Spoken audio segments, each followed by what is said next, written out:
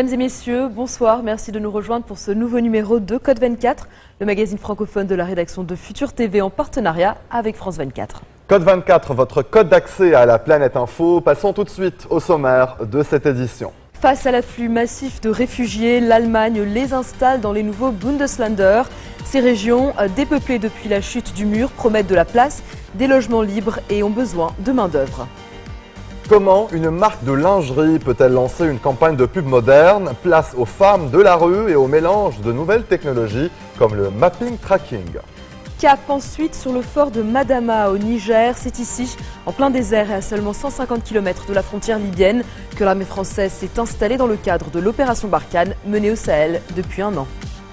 Retour à Jénine, au nord de la Cisjordanie, 13 ans après l'opération Rempart déclenchée par Ariel Sharon et qui avait dévasté la ville.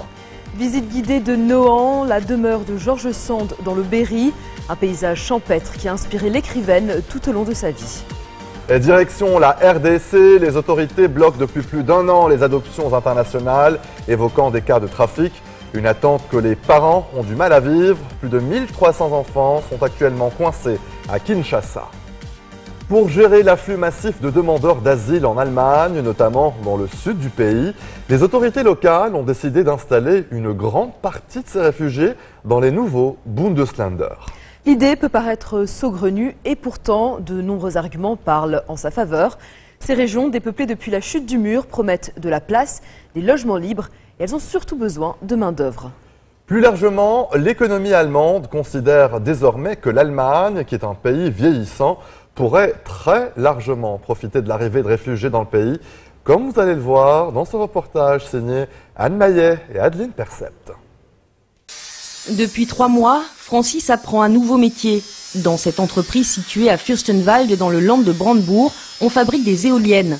Un secteur en pleine expansion et qui a besoin de main-d'œuvre qualifiée, notamment dans la soudure. Alors quand on lui a proposé un contrat d'apprentissage rémunéré, Francis a sauté sur l'occasion. Bon, moi, tout ce que moi j'aimerais aussi être un très grand professionnel sur ce genre de domaine de travail. C'est prêt à Dieu, le travail là, si c'est possible. Dans cette région rurale désertée par les jeunes, le recrutement de nouveaux employés est un véritable casse-tête pour le patron. En début d'année, il s'est donc tourné vers le centre de demandeurs d'asile le plus proche. 12 réfugiés ont pu faire un stage au sein de son entreprise, 4 ont été recrutés. Pour le patron, c'est gagnant-gagnant. Il y a suffisamment de travail en Allemagne et pas tant de chômeurs que ça, donc nous avons besoin de travailleurs motivés et assidus. Nous avons en ce moment tant de jeunes gens qui vivent ici et qui n'ont rien à faire. Il vaut mieux les faire travailler que de les laisser dans un centre de demandeurs d'asile. À Fürstenwalde, une ville de 30 000 habitants dans l'est du pays, c'est donc une nouvelle vie qui commence pour Francis.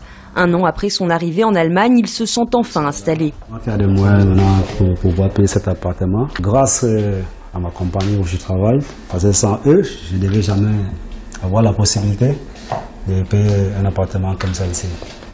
Après avoir quitté le Cameroun il y a 5 ans, Francis a réussi à rejoindre l'Europe au péril de sa vie. Aujourd'hui, avec son salaire de 1 200 €, il subvient lui-même à ses besoins grâce à ce permis de travail. Ah, ces papiers comme mon père et ma mère, parce que c'est mon seul ami que j'ai ici en Normand. Je n'ai pas de famille ici, ça c'est mon père et ma mère, tout. Francis est l'un des tout premiers à avoir profité d'un changement de législation. Désormais, les demandeurs d'asile peuvent chercher un stage ou un emploi 3 mois après leur arrivée. Mais dans les faits, pour la grande majorité des réfugiés, comme ici, dans ce centre de l'Est berlinois, l'attente reste longue. Peu de patrons sont prêts à embaucher s'ils n'ont pas la garantie que l'asile sera accordé. Je n'ai pas €1 à moi. Tous les mois, j'attends l'aide sociale. Je cherche un emploi, mais quand les gens voient que je n'ai qu'un permis de séjour provisoire de 6 mois, ils me disent « c'est trop court ».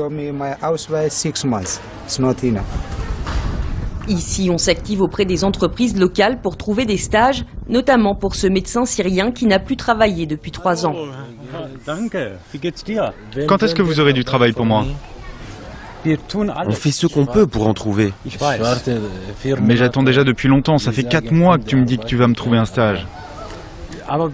Pour le directeur du centre, la principale difficulté, c'est la lenteur bureaucratique. Selon une étude, certains réfugiés attendent jusqu'à 16 mois avant d'obtenir l'asile ou d'être renvoyés.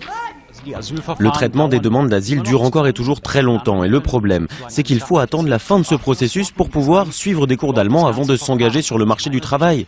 Il faudrait que tout ça soit possible dès l'arrivée des réfugiés dans le pays. Alors dans toute l'Allemagne, ce sont surtout des associations qui tentent aujourd'hui d'intégrer plus rapidement les migrants sur le marché de l'emploi. Ici à Schwerin, dans le nord-est du pays, 1800 personnes ont déjà été accueillies dans ces locaux par des conseillers en orientation professionnelle, comme cette Irakienne. J'ai travaillé pendant 5 ans comme comptable en Irak. Mais ici en Allemagne, on m'a dit que ce serait compliqué de trouver un emploi dans ce secteur. En attendant, elle envisage de se mettre à son compte comme couturière. Pour ces travailleurs sociaux, les réfugiés sont un vivier qui commence à peine à être pris en compte par les entreprises. Ces derniers temps, il y a enfin du changement à ce niveau-là. Les patrons se rendent compte qu'on a besoin de main-d'œuvre qualifiée et que dans 20 ans, celle-ci fera encore plus défaut. Du coup, ils sont beaucoup plus ouverts. Dans un pays vieillissant qui va perdre plus de 10 millions d'habitants d'ici à 2060, la Chambre du commerce et de l'industrie milite elle aussi pour un assouplissement des règles. La priorité désormais, c'est d'intégrer les réfugiés dès leur arrivée sur le territoire allemand afin de répondre plus vite aux défis qui nous attendent. Cette année, l'Allemagne va accueillir jusqu'à 800 000 demandeurs d'asile. Selon les autorités, près de la moitié d'entre eux resteront dans le pays pour y refaire leur vie. L'Allemagne est désormais confrontée à de multiples problèmes d'ordre logistique. En Rhénanie du Nord-Westphalie, les autorités se trouvent devant un défi majeur, la scolarisation des enfants réfugiés. Le gouvernement estime que pour l'année scolaire en cours, le Land va devoir accueillir au sein de ses écoles 40 000 enfants supplémentaires. Problème, comment intégrer autant de nouveaux élèves qui pour la plupart ne parlent pas l'allemand? Dans quelle classe les accueillir et surtout par quel professeur? Autant de questions auxquelles les autorités tentent de répondre. Le gouvernement régional a récemment approuvé un budget supplémentaire qui permettra la création immédiate de 2625 postes d'enseignants, dont 900 seront exclusivement dédiés à l'apprentissage de l'allemand aux enfants réfugiés. Seulement voilà, il n'y aura probablement pas suffisamment d'enseignants disponibles pour pouvoir satisfaire cette demande exceptionnelle. À Düsseldorf, la capitale de la Rhénanie du Nord-Westphalie, on commence donc à réfléchir et ce sont les enseignants retraités qui pourraient être appelés à reprendre du service. Restez des nôtres, on se retrouve après ceci.